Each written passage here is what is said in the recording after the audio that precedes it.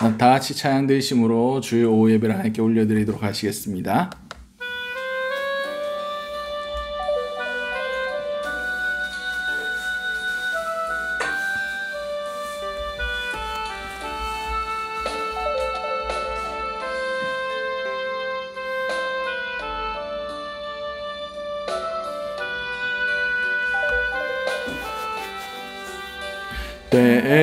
때로는 너의 앞에 어려움과 아픔이 있지만 담대하게 주를 바라보는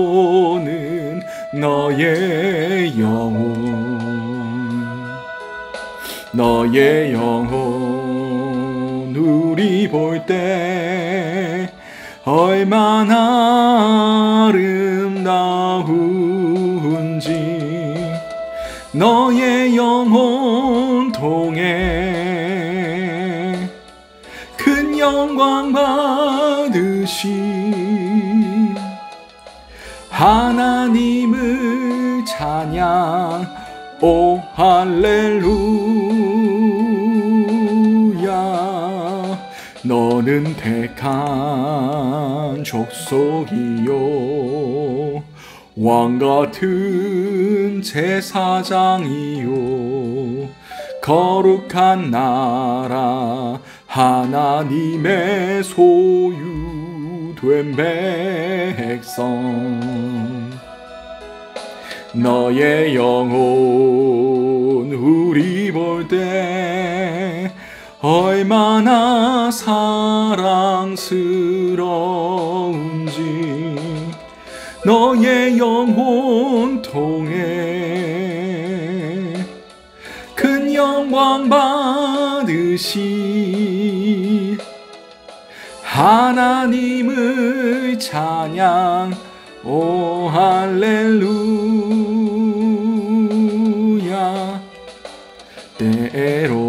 때로는 너의 앞에 어려움과 아픔이 있지만 담대하게 주를 바라보는 너의 영혼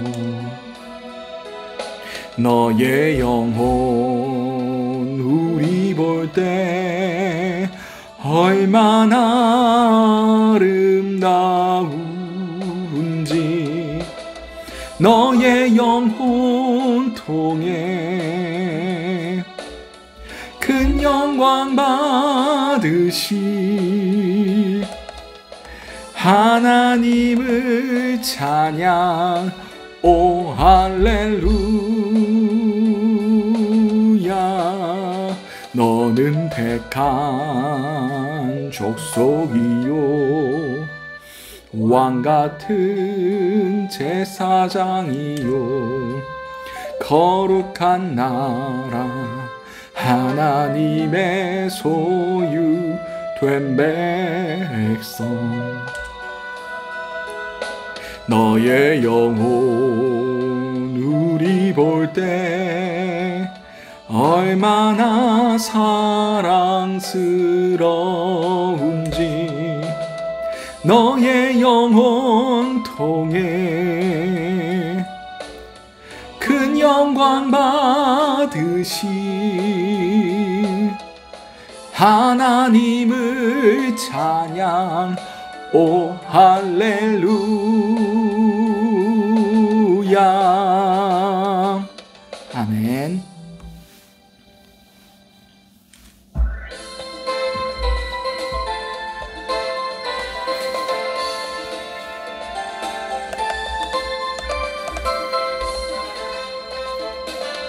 산과 시내와 붉은 노을과 땅의 모든 것 주 다스리네.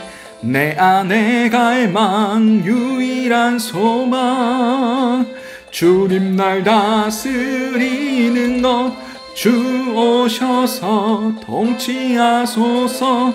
헛된 나의 꿈 어둠 거두사 내 모든 것 다 드리니 오셔서 다스리소서.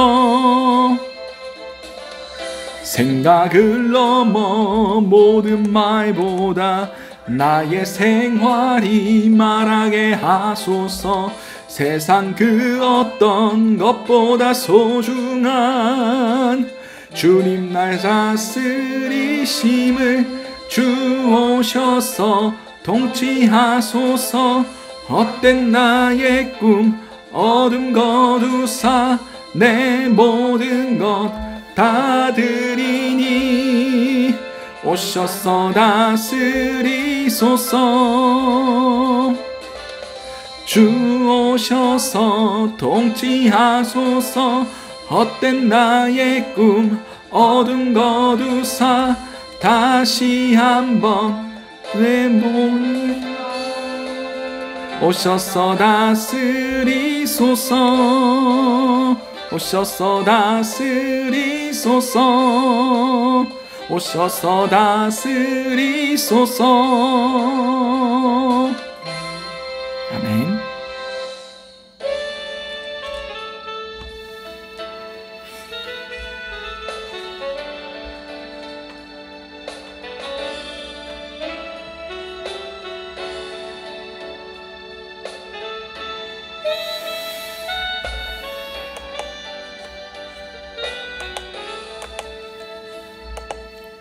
예수 하나님의 공의 주독생자 그의 나라 임하시네. 예수 제물이 되신 주 영광 중에 그의 나라 임하시네. 주의 나라 영원하며 그의 영광 무궁하리. 왕의 위엄과 능력이 이제 임하였으니 주의 주권과 주의 통치와 주의 나라 힘과 원세 임하네. 예수 하나님의 공의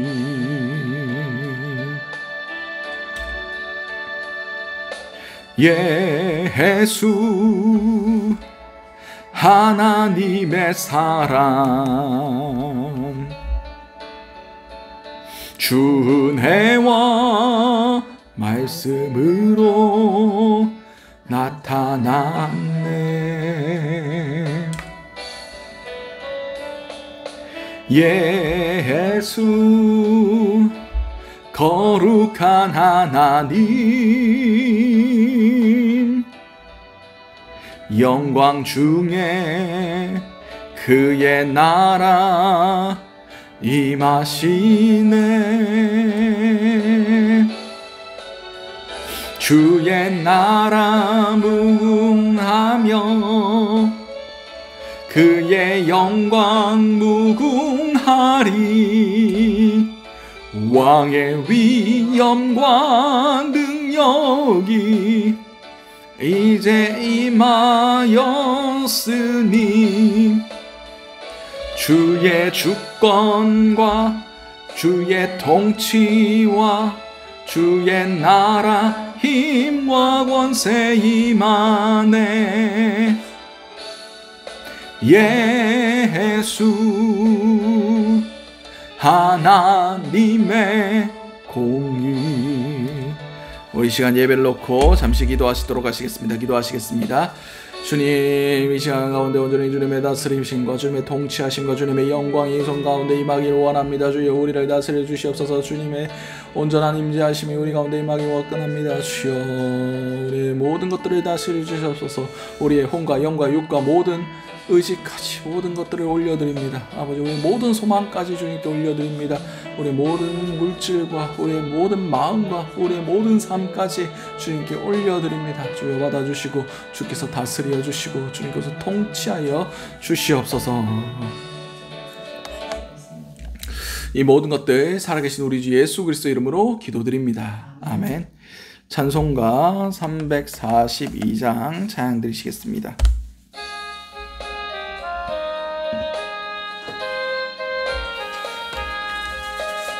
너 시험을 당해 죄 짓지 말고 너 용기를 다해 곧 물리치라. 너 시험을 이겨 새 힘을 얻고 주 예수를 믿어 늘 승리하라. 우리 구주의 힘과 그의 위로를 빌라. 주님 내 편에 서서 항상 도우시리. 내 친구를 삼가 잘 선택하고 너네를 삼가 늘 조심하라. 너 열심을 다해 늘 충성하고 온 정성을 다해 주 봉사하라. 우리 구주의 힘과 그의 위로를 빌라. 주님 내 편에 서서 항상 도우시리.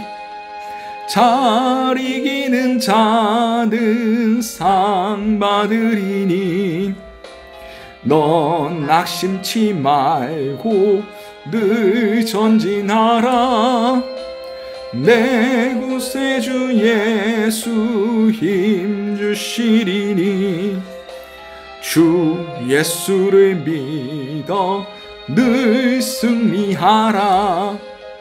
우리 구주의 힘과 그의 위로를 빌라. 주님 내 편에 서서 항상 도우시리. 아멘. 오늘 우리에게 허락하신 하나님 말씀은 베드로전서 5장 6절에서 11절까지의 말씀입니다. 제가 가진 성경으로는 신약 382면이 됩니다.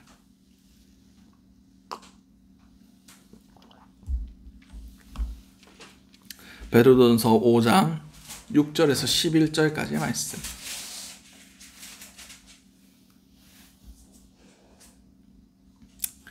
신약 382면에 있습니다. 베드로전서 5장 6절에서 11절. 다 찾으신 줄 알고 베드로전서 5장 6절에서 11절까지의 말씀을 우리 한 목소리로 합독하시도록 하시겠습니다. 그러므로 하나님의 전능하신 손 아래서 겸손하라. 때가 되면 너희를 높이시리라. 너희 염려를 다 주께 맡기라. 이는 그가 너를 돌보심이라. 근신하라. 깨어라. 너희 대적 마귀가 우는 사자같이 두루다니며 삼킬 자를 찾나니 너희는 믿음을 굳건하게 하여 그를 대적하라. 이는 세상에 있는 너희 형제들도 동일한 고난을 당하는 줄을 알미라. 모든 은혜의 하나님 곧 그리스도 안에서 너희를 부르사 자기의 영원한 영광에 들어가게 하시니가 잠깐 고난을 당한 너희를 친히 온전하게 하시며 굳건하게 하시며 강하게 하시며 털을 견고하게 하시리라. 권능이 세세 무궁하도록 그에게 있을지어다. 아멘. 오늘 우리에게 허락하신 베드로전서 5장 6절에서 11절까지의 말씀을 가지고 예수의 권능이라는 제목으로 함께 은혜를 나눴으면 좋겠습니다. 오늘 우리가 함께 나눈 이 말씀은 베드로전서입니다. 베드로전서는 학자들이 얘기하기를 주후 64년에 기록되어 있다라고 설명하고 있습니다. 근데 이 시기가 굉장히 중요합니다. 주후 64년, 이때 누가 통치하고 있었느냐면 그 악명 높은 네로 황제가 통치하고 있던 시대입니다. 네로 황제는 처음에는 기독교를 그리 박해하지 않았어요. 근데 어느 순간이냐면 원래는 유대인들을 좀 박해를 했거든요.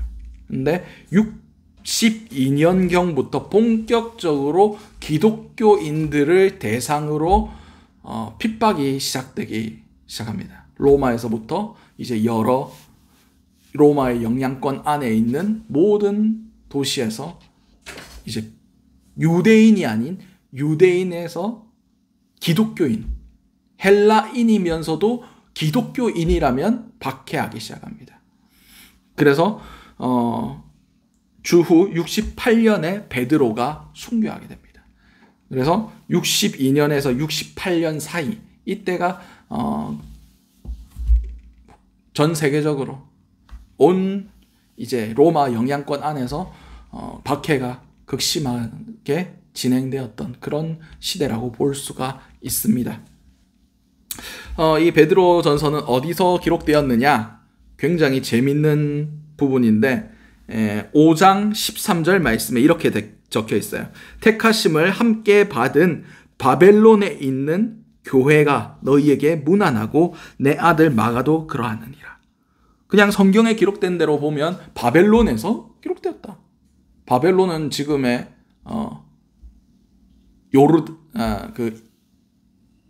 이집 이란 쪽 그쪽입니다. 근데 이것은 암호문처럼 적어 놓은 거예요. 이 바벨론이 로마를 상징하고 있습니다. 다시 말해서 이 편지는 바울이 목회했던 그 로마 교회에서 적혀졌다라고 보시면 됩니다. 그리고 여기서 원래 교회라고 기록되어 있는데 여기서 여자라고 표현되어 있어요. 암호같이 이 교회가 어디에 있는지 알지 못하도록 바벨론에 있는 여자가 편지한다, 문안한다. 다시 말해서 이 여자는 그리스도의 신부인 교회를 상징합니다. 로마에 있는 그리스도의 신부된 교회에서 여러분들에게 문안합니다. 그래서 지금 이 베드로 전서는 베드로가 로마 교회에서 작성했다라고 분석해 볼 수가 있습니다. 그리고 이 편지는 사도 바울은 어느 교회에게 아까 오전 예배도 나눴듯이 갈라디아서는 갈라디아에 있는 교인들에게 편지한 것인데 이 편지는 1장에 보면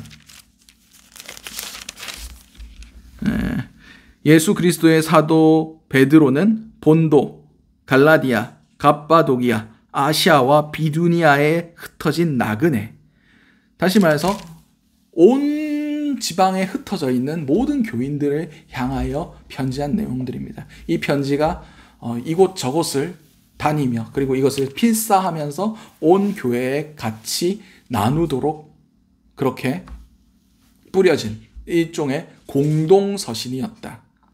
특정한 교회를 향한 말씀이 아니라 지금 전 세계적으로 전 로마 교회, 로마 영향권 안에 있는 모든 사람들이 고난을 당하고 있으니까 동일한 고난 가운데 동일하게 고통받는 그 사람들에게 편지한 사도 베드로의 편지라는 겁니다. 그러면 무슨 말씀을 적었겠습니까? 위로와 소망의 말씀을 적었어요. 고난 당하는 거, 예수께서 고난 당한 것을 봐라. 너희가 어떻게 부르심을 받았는지를 봐라. 그래서 아까 찬양 드렸던 너는 택한 족속이요 왕 같은 제사장이요 거룩한 나라요 하나님의 소유된 백성이다. 너희가 고난을 당하지만 너희의 본질이 뭐냐? 너희가 바깥 어두운 데에 있다가 주님의 사랑과 은혜로 하나님의 친백성 된 자들, 왕 같은 제사장처럼 고귀하게 주님께 부름받은 자들 아니냐?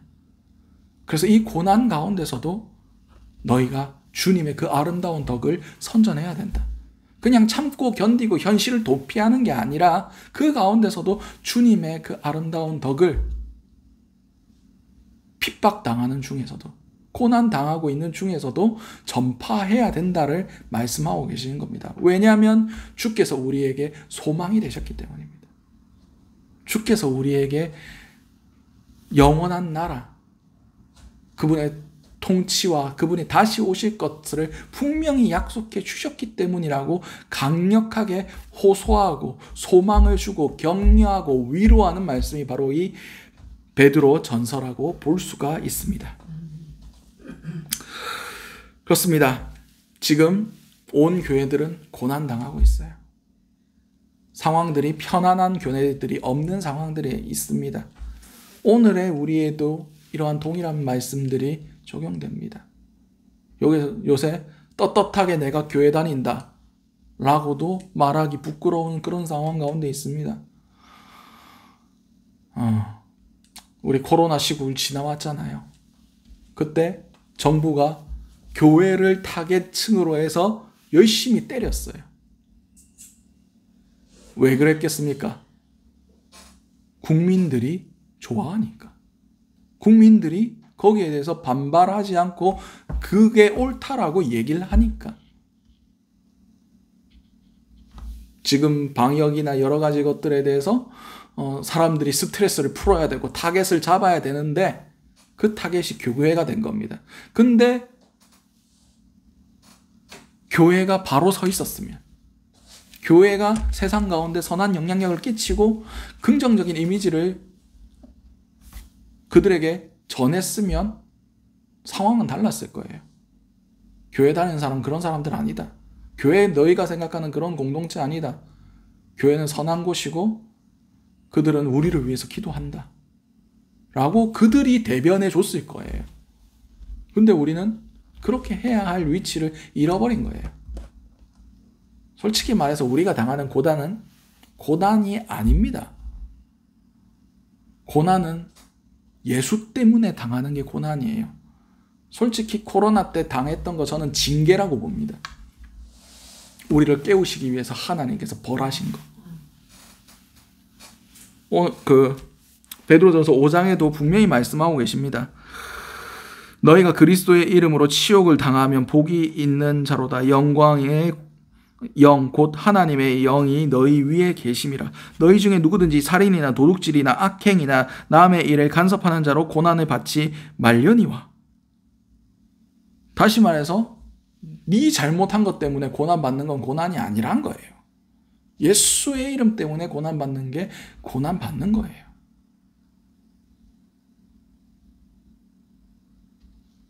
사도행전에 사도들이 처음 고난받는 장면이 나옵니다. 그때 사도들이 어떻게 반응했는지 아십니까? 이제 우리가 예수의 이름 때문에 고난받기에 합당한 자들이 되었다고 기뻐하며 돌아갔다라고 성경 기록하고 있습니다. 예수님이 십자가에 못 박히실 때, 예수님이 그 겟셋마네에서 잡혀가실 때 우리 다 도망갔지 않느냐? 이제 우리가 그 예수의 잔을 그때는 마시지 못하고 그때는 거부하고 두려워서 도망갔지만 이제 우리도 예수님과 함께 고난받을 수 있는 영광을 누리게 됐지 않느냐? 그러면서 기뻐했다고 성경 기록하고 있습니다. 베드로 전서에서도 분명히 말씀하고 계십니다. 주를 위해 고난받으면 기뻐해라.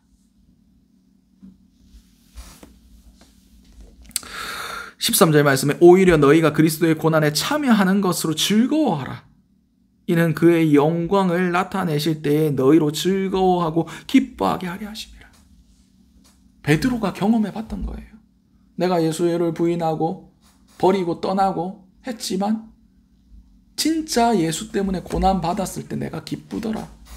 주님께서 기뻐하시더라. 너희도 지금 고난 받고 있느냐? 기뻐해라. 너희 죄 때문에 고난 당하는 게 아니라 예수 때문에 고난 받는 거라면 주께서 너희의 고난을 기뻐 받으실 것이다 라고 말씀하고 계시는 겁니다. 이것이 베드로 전서의 전체적으로 흐르는 메시지들입니다. 그리고 5장에 들어와서 이제 5장 1절에서 11절까지는 교회 장로들과 젊은이들을 향한 권면의 말씀들입니다. 장로들을 향해서는 더러운 이익을 취하지 말고 남에게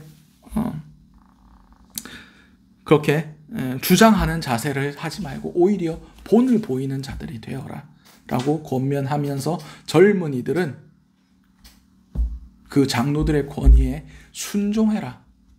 때가 되면 주님께서 높여주실 거다 라고 권면하고 있습니다. 그리고 7절 말씀에 너희 염려를 다 주께 맡기라. 이는 그가 너를 돌보심이라 라고 말씀하고 계십니다. 여기서 맡겨버리다 라는 단어는 던져버리다 라는 단어로 헬라어 원음으로 원뜻을 가지고 해석하면 그렇게 해석될 수 있습니다. 맡기는 것은 던져버리는 거예요. 내 손을 떠나는 겁니다. 주님의 주권을 인정하는 거예요. 왜냐하면 그가 돌보시니까. 우리는 항상 내 염려와 내 근심과 내 걱정을 내가 울러매고 그렇게 살아갑니다. 그러니까 삶이 힘겹고 삶이 어렵고 견디기 힘들어지는 겁니다. 주님께서 분명히 말씀하셨어요. 수고하고 무거운 짐진 자들아 다 내게로 오라. 내가 너희를 쉬게 하리라. 내게로 와서 내 멍에를 메고 내게 배우라. 내 멍에는 쉽고 내 짐은 가벼움이니라.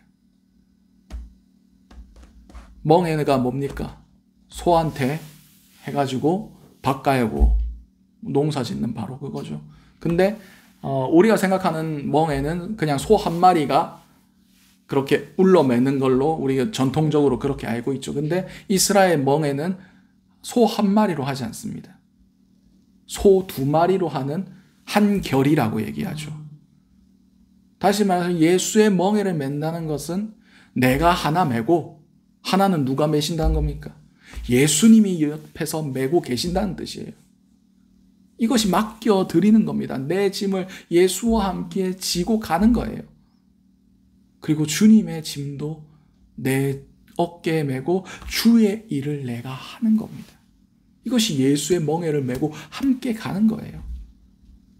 근데 예수의 십자가를 지고 가는 길이 힘겹습니다. 어렵습니다. 쉽지 않습니다. 세상 가운데는 미친 짓이라고 얘기를 합니다. 근데 왜 쉽고 가볍다고 얘기합니까? 둘이서 매니까. 여러분이 주로 메고 있겠습니까? 주님께서 주로 메고 계시겠습니까? 우린 그냥 옆에 달랑달랑 달려있는 거예요. 그분이 메시는데 그냥 옆에 같이 가기만 하면 되는 겁니다. 이것이 맡겨버린다는 의미, 그분이 돌보심을 의지하고 믿는다는 의미예요. 우리는 이 믿음이 없어서 내가 내 짐을 지고 끙끙거리고 있는 겁니다. 야, 이걸 던져버리면 난리 날 것 같은데, 큰일 날 것 같은데, 내 삶이 무너질 것 같은데, 세상 가운데서 매장당하고 손가락질 당하고 비난당할 것 같은데 우리는 그 용기가 없는 거예요. 그렇게 하면 주께서 돌보실 건데 주를 향한 그만한 신뢰와 믿음이 없으니까 못하는 겁니다. 우리는 이런 믿음이 있어야 돼요. 세상 가운데 미련하고 어리석고 인정받지 못하고 그럴 만한 용기가 우리 가운데 필요합니다. 세상에서는 그 사단은 그렇게 우리를 공격해요. 야, 여기서 네가 예수를 신뢰하고 가진 거를 다 팔고 충성하고 따라가면 사람들이 널 알아줄 것 같으냐? 그러면 네만 고생이고 네만 고난받고 네만 바보 되는 거고, 그렇게 세상의 메시지들로 우리를 이끌어갑니다. 온 세상의 모든 메시지들이 우리가 가는 길이 어리석고 그렇게 가면 안 된다고 얘기를 하고 있습니다. 우리가 주인 되고 우리가 판단자가 되고 우리가 주권자가 되면 이런 소리가 크게 들릴 수밖에 없어요. 왜냐하면 참된 진리는 성경에서밖에 없거든요. 성경밖에 그 얘기를 안 하고 모든 자들이 반대로 얘기를 하니까, 심지어 성경을 가지고 설교하는 목사도 반대로 얘기를 하니까, 야, 그러면 망하겠구나. 야, 내가 잘 돼야 되구나. 내가 복 받아야 되는구나. 그런 인본주의적, 나 중심적인 복음에 그런 메시지들을 잘못 듣고 살아가니까 우리가 예수를 향한 믿음이 없는 겁니다. 예수를 향한 믿음이 있을 만한 행위들이 있어야, 야, 해도 안 죽더라. 야, 다 포기하고 주님을 따라도 죽지는 않더라. 살아는 남더라. 굶지는 않더라. 냉장고에 먹을 거 안 떨어지더라. 이걸 경험해 본 사람만이 믿을 수 있어요.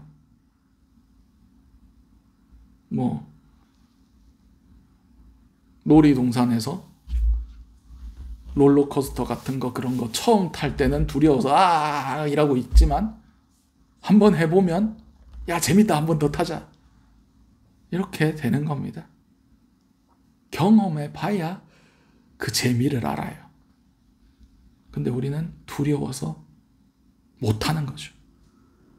거기에 못 앉는 거예요. 올라갈 용기가 없는 거예요.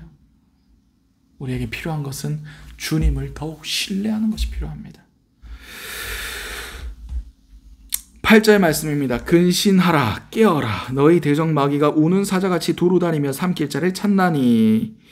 9절에도 보도록 하겠습니다. 너희는 믿음을 굳건하게 하여 그를 대적하라. 이는 세상에 있는 너희 형제들도 동일한 고난을 당하는 줄 알미라. 뭐라고 말씀하십니까? 깨어라. 근신하라, 깨어라.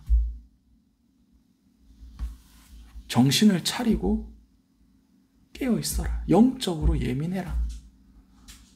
사도 베드로가 이렇게 얘기하는 이유가 뭡니까? 자기도 한번 당해봤거든요. 언제 그랬습니까? 예수님이 겟세마네 동산에서 시험에 들지 않게 깨어 기도해라 라고 얘기했는데 베드로 뭐 했습니까? 잤죠. 자니까 예수 버리고 도망간 거 아닙니까? 자니까 그 종들 앞에서 예수를 부인한 거 아닙니까? 자고 있을 때 사단이 틈탄 거예요. 깨어 기도했으면 사단한테 안 먹히고 함께 갈 수 있었는데 사단한테 지니까, 조니까, 깨어있지 못하니까 우는 사자같이 두루다니는 그 사단에게 먹히는 겁니다. 근데 오늘 사단이 우리를 공격하는 방법이 무엇입니까? 고난이었다라고 성경 기록하고 있습니다. 그런데 그것이 너희만 당하는 것이 아니다. 모든 예수의 이름을 붙들고 나아가는 자들은 고난 당할 수밖에 없다. 왜냐? 사단은 예수 뜻대로 살아가는 사람들을 공격하기 때문입니다. 왜냐하면 우리가 가진 것의 가치가 그만큼 있기 때문입니다.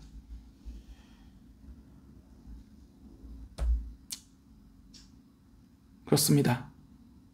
사단은 가치를 압니다. 누가 기독교 방송에서 들었는데 어떤 설교하시다가 예화를 드셨어요. 어떤 사람이 도둑이 들었대요. 근데 도둑이 좋고 반짝반짝하고 이런 거는 보기에는 그렇게 반짝반짝하고 이쁘게 만들어 놓은 그런 거는 다 짝퉁, 이미테이션들이고 진짜는 약간 색도 발해 있고 그렇게 허름하게 되어 있는데 어떻게 알았는지 진짜만 들고 가고 가짜는 다 버리고 가져갔다고 얘기를 하는 거예요. 원래 진주나 그런 것들은 오래되면 오래될수록 강택이 좀 희미해질 수밖에 없어요. 이게 자연산이기 때문에. 근데 딱 봐도 진짜와 가짜가 더 진짜 같은데 도둑은 그거를 알아보고 가짜같이 보이지만 진짜 값지고 가치 있는 걸 가져갔다는 겁니다. 사단은 이와 같습니다. 가치 없는 것을 공격하지 않아요. 사단이 제일 두려워하는 게 뭔지 아십니까? 지옥을 향해서 달려가는 사람들이 고난 가운데 사건과 그런 어려움들을 만나고 깨달아서 다시 돌이켜서 천국으로 가는 걸 싫어합니다. 그래서 세상을 향하여 달려나아간 사람들 그대로 가만히 놔둡니다. 근데 진짜 마음 잡고 예수 한번 제대로 믿어보려고 하고 진짜 하나님 복음 뜻 복음대로 주와 함께 고난받으며 주님과 함께 가고 싶어 하는 사람들은 뭔 짓을 해서라도 못 가게 만듭니다. 그게 고난의 역사고 그것이 핍박의 역사고 기독교 박해의 역사입니다. 진짜가 아니라면 우리가 고난받을 이유가 없어요. 우리가 가진 게 진짜이고 이 세상 공중 권세 잡은 자들이 그것을 미워하고 싫어하고 그것의 가치를 아니까 우리가 핍박받고 동일하게 고난받는 겁니다. 우리는 이것을 깨어 알아야 돼요. 고난받을수록 사단이 넘어뜨리려고 할수록 제대로 가고 있구나. 우리가 가고 있는 이 길이 진짜구나 라는 것을 깨달아 알 수가 있습니다. 그러므로 우리는 이 공격이 심하면 심할수록 믿음을 굳건히 하라고 성경 기록하고 있습니다. 내가 가진 게 진짜니까 사단이 공격하는구나. 이 길이 살 길이니까 못 가게 만드는구나. 우리는 이것을 깨달아 알아야 됩니다. 이것이 복음의 역설이에요. 고난이 심할수록 우리가 가진 것의 가치는 빛나게 될 것입니다. 10절의 말씀입니다. 모든 은혜의 하나님 곧 그리스도 예수 안에서 너희를 부르사 자기의 영원한 영광에 들어가게 하신 이가 잠깐 고난에 당한 너희를 친히 온전하게 하시고 굳건하게 하시며 강하게 하시며 털을 견고하게 하시리라. 근데 문장이 좀 이상하게 적혀 있어요. 보면 우리는 지금 이 땅 가운데 고난받고 있는데 이미 들어갔다고 얘기를 하고 있어요. 들어가게 하신 이가. 이것은 이미 확정된 거란 거예요. 믿음 안에 있는 자가 이미 천국을, 영광을 누리게 되었다고 말씀하고 있는 겁니까? 이게 바로 우리가 살아가고 있는 이 시간축이 아니라 크로노스의 시간이 아니라 카이로스의 시간, 하나님의 관점에서 우리는 이미 구원받은 자들이란 거예요.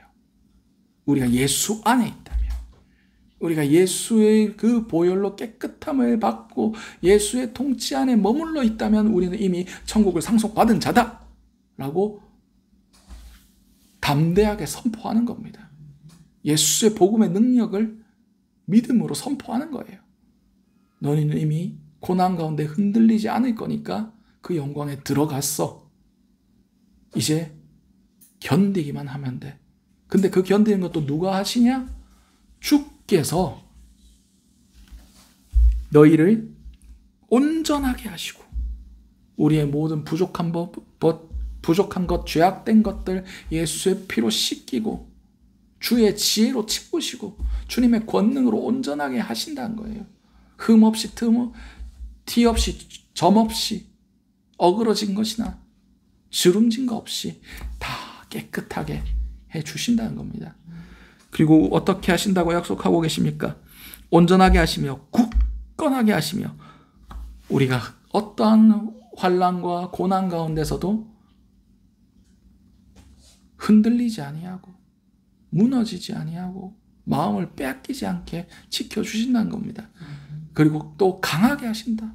이제 그것에 대해서 당하고만 있는 것이 아니라 주님의 강하신 능력으로 주님의 군사되어서 싸워 이길 힘을 우리에게 주신다는 거예요. 결국 기독교가 어떻게 되었습니까? 핍박받는 종교에서 고난의 자리에서 승리의 자리로 로마를 정복시키고 온 세계를 복음화하는 그런 위치에까지 주께서 이르게 하셨지 않습니까? 주님은 당하고만 있게 하시지 않습니다. 사단의 그 공격을 능히 넘어뜨리고 파쇄시키고 주의 주되심을 나타내실 수 있는 분이 예수 그리스도십니다. 그리고 터를 견고하게 하시리라. 이 구원의 반석이 그 어떠한 음부의 권세에도 틈타지 못하게 사망 권세를 이기고 지옥의 문을 막아버리는 그런 교회의 터를 영원까지 지키시린다는 약속입니다. 권능이 세세에 무궁하도록 그에게 있을지어다. 아멘. 여기서 권능이라는 것은 주님의 그 능력 이렇게 해석되는 듀나미스가 아니에요. 이 권능이란 것은 크라토스라고 헬라어로 기록되어 있습니다. 이 크라토스가 데모크라시, 이게 민주주의거든요. 주의할 때 이 크라시가 이 크라토스에서 나온 겁니다. 다시 말해서 국가를 통치하고 어떤 조직을 다스리는 통치의 원리예요. 다시 말해서 우리를 다스리는 것이 로마 황제가 아니라, 우리를 이끌고 가는 것이 어둠의 세력들, 사단의 계략이 아니라 온전히 하나님의 통치하심이 영원 무궁하도록 우리가 이 땅에 살아있는 동안, 그리고 죽어서도 천국에서 영원까지 우리에게 미칠 것이다 라고 선포하고 있는 겁니다. 그 누구도 너희를 다스리지 아니하고 오직 예수 그리스도만의 다스리심이 너희의 삶에 영원할 것이다. 우리는 이 말에 아멘 하는 자들은 그 누구도 우리에게 영향력을 끼치지 못하도록 우리의 주권을 온전히 주님께 드려야 하는 자들이란 것을 깨달아 하시기 바랍니다. 그러기 위해서는 우리가 어떻게 해야 됩니까? 날마다 주님의 손을 붙들어야 됩니다. 우리의 주권을 내가 어떻게 해보려고 하는 것이 아니라, 어떠한 상황 가운데서도 두려워하면 내가 내 일을 근심하고 걱정하는 것이 아니라 먼저 그의 나라와 그의 의를 구하며, 오늘도 주님의 나라의 통치가, 주권이, 그분의 다스리심과 하나님의 뜻이 하늘에서와 같이 땅에서도 이루어지기를 기도하며, 주님이 나의 주님이 나의 주님이십니다. 예수가 나의 주님이십니다. 그분이 나의 주권자이시고 통치자이시고 내 생사화복을 주관하시는 분이십니다. 그분께서 허락하신 것이라면 비록 내가 손해보고 세상 가운데 잊혀지고 묻혀지고 썩어질지라도 주의 뜻이 이루어지는 것이 형통이고 기쁨입니다 라고 고백할 수 있는 자가 바로 이 권세 안에, 주님의 통치 안에 있는 자라고 말씀드릴 수가 있습니다. 이런 자를 한마디로 이 땅에서 천국을 살아내는 자라고 표현할 수가 있습니다. 이 땅 가운데 우리가 살아가지만 그분의 통치를 받고 있다면 우리는 천국을 살아가는 겁니다. 천국은 이 땅 가운데 천국을 살아낸 사람이 죽어서 천국 가는 겁니다. 이 땅 가운데 하나님의 뜻을 행한 자, 이 땅의 세상의 법칙이 아니라 하나님의 뜻대로, 하나님의 통치 원리대로 천국에 속해서 천국 시민권을 가지고 천국의 법을 가지고 살아간 사람, 그 사람이 바로 죽어서 천국 가는 겁니다. 우리 가운데 주님의 권능이 임하기를 기도하시기 바랍니다.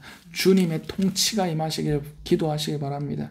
주님의 다스리심이 임하시길 기도하시는 저와 여러분들 될 수 있으시기 바랍니다.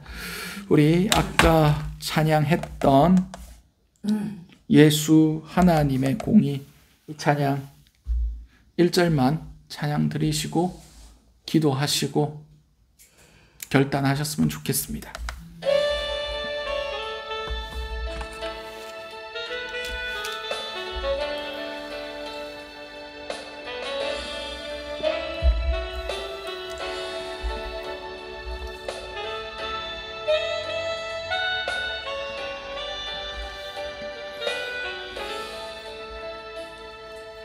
예수 하나님의 공의 주독생자 그의 나라 임하시네.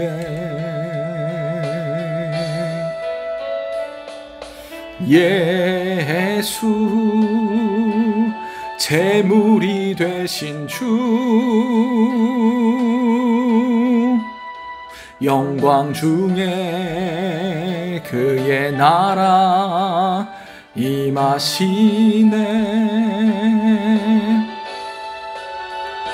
주의 나라 영원하며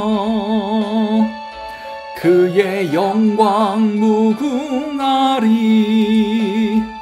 왕의 위엄과 능력이 이제 임하였으니 주의 주권과 주의 통치와 주의 나라 힘과 권세 임하네. 예수 하나님의 공의. 우리 오늘 주셨던 메시지를 놓고 우리 통성으로 기도하시도록 하시겠습니다. 기도하시겠습니다. 사랑과 나 충만하셔 아버지 그늘 너무나 감사드립니다. 주여 우리의 삶 가운데 예수 그리스도의 공의와 예수 그리스도의 주권 예수 그리스도의 통치하심이 임하시기 원합니다. 아버지 우리가 세상 가운데 주님께 맡기지 못한 것 주님의 주권을 선포하지 못한 것들 아버지 회개하며 나아가오니 주여 모두 다 주님의 발 앞에 엎드리며 내려오사오니 주여 다 받아주시고 통치하여 주시고 다스려 주시고 세상 가운데 우른 사자같이 두루다니며 삼킬자를 찾는 그 마귀에게 속지 아니하게 하시고 삼켜지게 하지 않게 하시고 끝까지 주님을 붙들며 천국까지 나아갈 수 있는 그런 자들 누릴 수 있길 원합니다. 아버지 우리 요새스파를 카라라라라 주여 은혜를 다하여 주시고 함께하여 주시옵소서. 통치하여 주시옵소서. 아버지 주님의 주권이 임하게 하여 주시옵소서.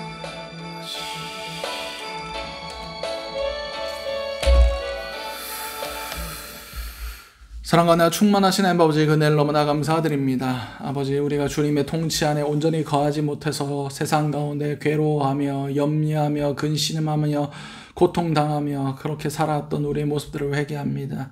이 시간 우리의 모든 것들을 주님 손 안에 주님 발 앞에 내려놓사오니 주께서 기뻐 받으시고 다스리시고 통치하여 주심을 통하여 이 땅 가운데 천국을 살아가는 자들 될 수 있게 도와주시옵소서.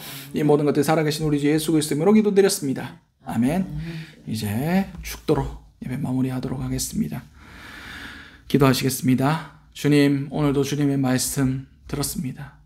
주님 이것이 우리 마음판에 새겨지게 하시고 우리가 듣기만 하며 행하지 않는 자가 되어 우리 자신을 속이는 자가 되지 않기를 하여 주시옵소서. 우리가 아멘 한 대로 살아내는 자들 될 수 있게 도와주시옵소서. 지금은 예수 그리스도의 은혜와 하나님의 사랑하심과 성령님의 가방한동 교통하심의 역사가 우리의 모든 주권을 내려놓고 온전히 주님의 통치 안에 거함으로 이 땅 가운데서 천국을 살아내기로 결단하는 모든 주님의 자녀들 머리 위에 지금부터 영원토록 함께 하시기를 간절히 축원드리옵나이다. 아멘.